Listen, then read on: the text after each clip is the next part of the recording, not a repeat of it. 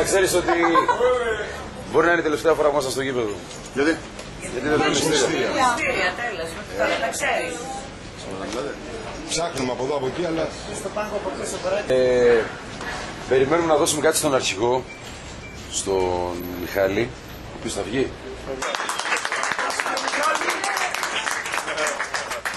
Λοιπόν, είναι ένα κομμάτι από την Κερκίδα, το οποίο ελπίζουμε να τα ακούσουμε μέσα στο γήπεδο δυνατά, όπως πάντα, αλλά μπορεί να ήταν η τελευταία φορά σήμερα.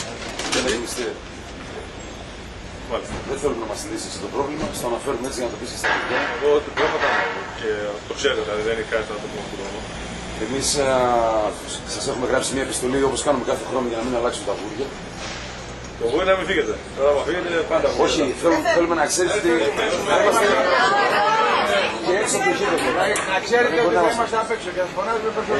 Την επιστολή συνήθως την δίναμε κάθε χρόνο πήραμε στους κλούβους.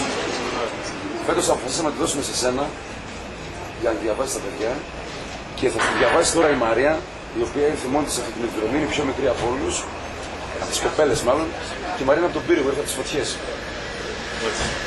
Αυτή είναι η Μαρία.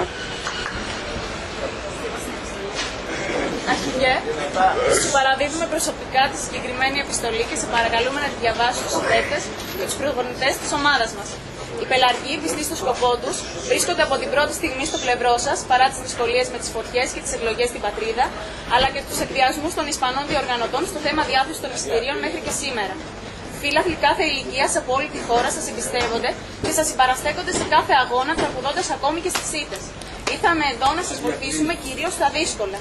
Θα είμαστε μαζί σας ακόμη και αν οι υπεύθυνοι δεν μας εξασφαλίσουν τη δυνατότητα να αγοράσουμε τα εισιτήρια που χρειαζόμαστε. Υπάρχει ένας λαός ο οποίος σας αγαπά και εμπιστεύει σε εσάς.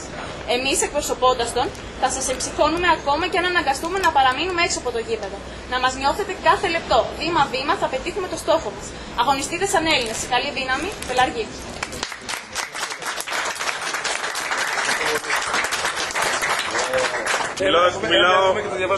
Μιλάω εκ μέρους των παιδιών γιατί, εντάξει, σαν αρχηγός, το να πω ότι σας ευχαριστούμε για άλλη μια φορά που είστε μαζί μας, νομίζω ότι είναι πάρα πολύ λίγο. Δεν υπάρχουν λόγια να πούμε το πόσο πολύ σας χρειαζόμαστε και πόσο πολύ με αγωνόμαστε εμείς ή εσείς. Όχι, εμείς δεν είμαστε. Γιατί μάλλον εμείς σας αγωνούμε. Όχι, και εμείς από την πλευρά μας θα κάνουμε ό,τι μπορούμε ώστε να σας ξαναδώσουμε χαρά, να μας ξαναδώσουμε χαρά. Γιατί πραγματικά το αξίζετε και εσείς και όλοι μας που είστε δίπλα μας, όχι στην Ισπανία που είναι δίπλα, έτσι, φέρσετε για όλη τη μάνα και αυτό πραγματικά δεν το ξεχνάμε με τίποτα. Από την πλευρά μας ένα πολύ μεγάλο ευχαριστώ και πραγματικά, τι να πω, είμαι πολύ περήφανος που αυτή τη στιγμή μιλάω σε εσάς, πραγματικά.